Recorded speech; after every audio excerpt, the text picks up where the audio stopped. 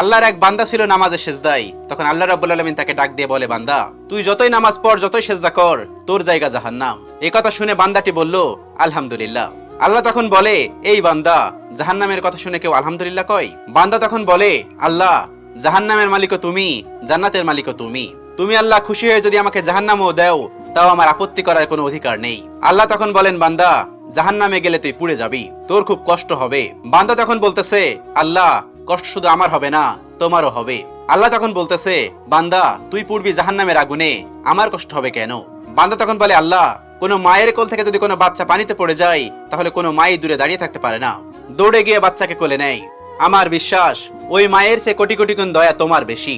আমাকে জাহান্নাম দিলে তুমিও আল্লাহ শান্তি পাবে না। আল্লাহ তখন বলে, বান্দা, এই দলিল তুই কই পাইলি? বান্দা তখন বলে, আল্লাহ, আমাদের জাতির পিতা ইব্রাহিম আলাইহিস সালাম তোমার প্রেম মুখে নিয়ে যখন নমরুদের আগুনে পড়ে গেল, তার আগেই তুমি বলে দিলে